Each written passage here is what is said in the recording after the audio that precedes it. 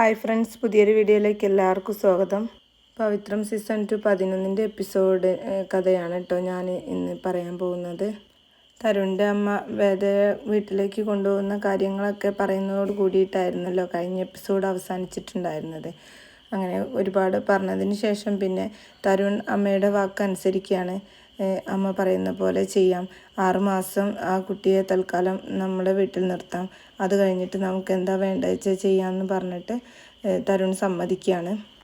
അന്നേരം ആ അമ്മ പറയുന്നുണ്ട്, അല്ലെങ്കിലും എനിക്കറിയായിരുന്നു നീ സമ്മതിക്കും, എൻ്റെ വാക്കിന് അപ്പുറം നിനക്കൊരു വാക്കില്ലായിരുന്നു എനിക്കറിയായിരുന്നു, എങ്കിലും ഞാൻ ആ കുട്ടിയോടൊന്ന് പറയട്ടെ എന്നും പറഞ്ഞിട്ട് അമ്മ വേദയുടെ അടുത്തേക്ക് വരികയാണ്. ആ സമയത്ത് വേദ കുഞ്ഞിനെ ഇങ്ങനെ കൊഞ്ചിച്ച് ലാളിച്ചൊക്കെ നിൽക്കുന്ന ആ ഒരു സമയത്താണ് അമ്മ കടന്നു വരുന്നത്. എന്നിട്ട് അമ്മ പറയും, മോള് വേഗം റെഡിയായിക്കോ, കുഞ്ഞിനെ ഇങ്ങത്താ, നമ്മൾ ഒരുമിച്ചാണ് വീട്ടിലേക്ക് പോകുന്നത്, തരുൺ സമ്മതിച്ചു എന്നൊക്കെ പറയാണ്.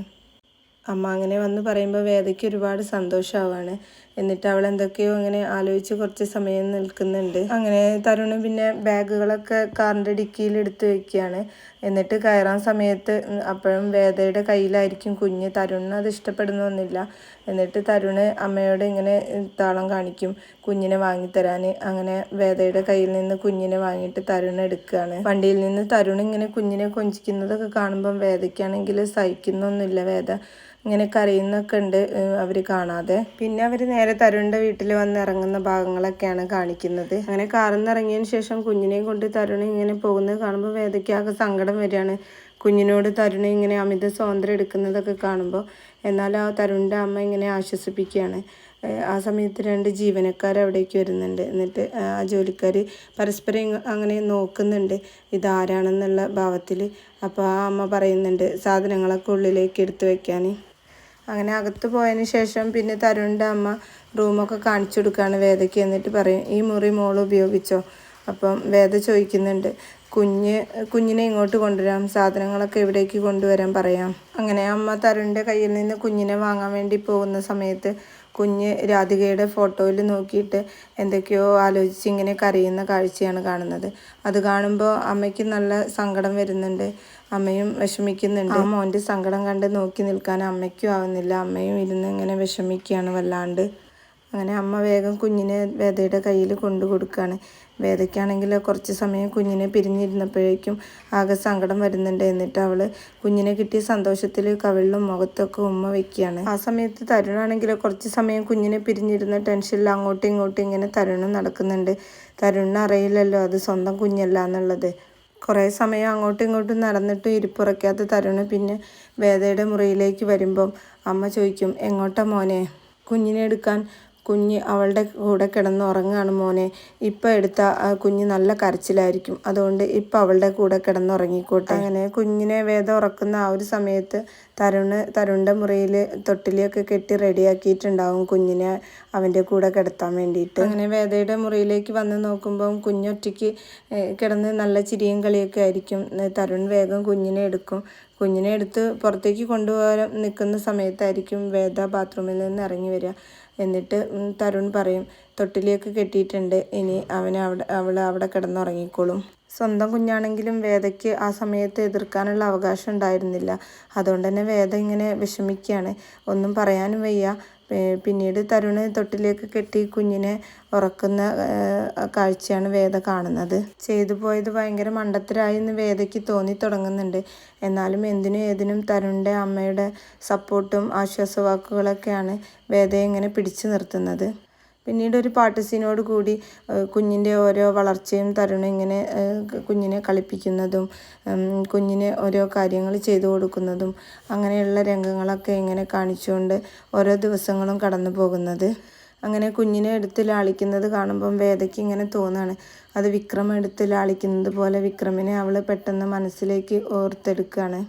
പിന്നീട് കാണിക്കുന്നത് ജയിലാണ്. അവിടെ വിക്രം ഇങ്ങനെ വല്ലാണ്ട് വിഷമിച്ചിരിക്കുകയാണ്. കാരണം രാഘവേട്ടന് ഇന്ന് റിലീസാവാണ്, ശിക്ഷയൊക്കെ കഴിഞ്ഞ് ഇന്ന് പുറത്തിറങ്ങുന്ന ദിവസമായതുകൊണ്ട് തന്നെ വിക്രത്തിന് രാഘവേട്ടനെന്ന് വെച്ചാൽ വല്ലാത്തൊരു കൂട്ടായിരുന്നു. അപ്പോൾ രാഘവേട്ടൻ പോകുന്നതുകൊണ്ട് തന്നെ വിക്രത്തിന് അത് വല്ലാത്ത വിഷമാവാണ്. അങ്ങനെ സൂപ്രണ്ട് സാറ് രാഘവേട്ടന് ഡ്രസ്സൊക്കെ കൊടുത്ത് പിന്നീട് പുതിയ ഡ്രസ്സൊക്കെ അണിഞ്ഞ് വിക്രത്തിൻ്റെ അടുത്തേക്ക് വന്നിട്ട് യാത്ര ചോദിക്കുകയാണ്. അങ്ങനെ പോകാൻ നേരത്ത് രാഘവേട്ടൻ പറയുന്നുണ്ട്, എടാ വിക്രം, നീ പുറത്തിറങ്ങിയാൽ വിളിക്കണേ, അന്നേരം വിക്രം ചോദിക്കുന്നുണ്ട്, അതിന് ഞാൻ ഇവിടുന്ന് എങ്ങനെ പുറത്തിറങ്ങാനാ രാഘവേട്ടാ? കേസ് അപ്പീലിന് പോകുന്നുണ്ടല്ലോ, അധികം വൈകാതെ നീ പുറത്തിറങ്ങാടാ, നോക്കിക്കോ എന്ന് പറഞ്ഞിട്ട് പിന്നെ രണ്ടുപേരും കെട്ടിപ്പിടിച്ച് യാത്രയൊക്കെ പറഞ്ഞിറങ്ങാണ്. പിന്നീട് കാണിക്കുന്നത് വേദയും തരുണിൻ്റെ അമ്മയും കൂടെ ഇങ്ങനെ കുഞ്ഞിനെ കുളിപ്പിക്കുകയാണ്. നല്ല സന്തോഷത്തിൽ രണ്ടുപേരും കുളിപ്പിക്കുന്നതിനിടയിലേക്ക് തരുണ് പെട്ടെന്ന് വേദയുടെ അരികിലേക്ക് വന്നിരിക്കും. വേദയ്ക്കാണെങ്കിലും അതൊന്നും ഇഷ്ടപ്പെടുന്നില്ല. അന്നേരം തരുണിൻ്റെ അമ്മ ചോദിക്കുന്നുണ്ട്, നിനക്ക് ഇന്ന് ജോലിക്കൊന്നും പോവാനില്ലേ തരുൺ? അപ്പം തരുൺ പറയാണ്, ഞാൻ കുറച്ച് ദിവസം ലീവ് എടുത്തു അമ്മേ. ഇവളിങ്ങനെ ദിവസം തോറും വളർന്നുകൊണ്ടിരിക്കുന്നത് കണ്ടുകൊണ്ടിരിക്കുന്നതിനേക്കാൾ സന്തോഷം വേറെ എന്താ അമ്മയുള്ളത്? എന്നിട്ട് തരുണ് പോക്കറ്റിൽ നിന്ന് മോൾക്ക് വേണ്ടി വാങ്ങിച്ച പാദസരം എടുത്തിട്ട് അമ്മയോട് പറയും, ദേ ഞാൻ മോൾക്ക് വേണ്ടി വാങ്ങിയ പാദസരം എങ്ങനെയുണ്ട്? അന്നേരം അമ്മ പറയുന്നുണ്ട്, പാദസരമല്ല, കാൽത്തളയാണ് ഇടേണ്ടത്, അതും 28 കെട്ടുന്ന ചടങ്ങിൻ്റെ അന്ന്.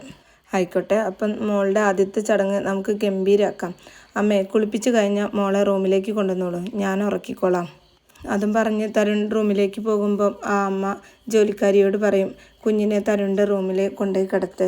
എന്നിട്ട് വേദയുടെ അടുത്ത് പറയാണ്, മോളെ ഞാനിങ്ങനെ ചെയ്തിട്ടില്ലെങ്കിൽ അവൻ നിൻ്റെ അടുത്തേക്ക് വരും കുഞ്ഞിനെ കൊണ്ടുപോകാൻ, പിന്നെ ഞാൻ എന്താ ചെയ്യുക?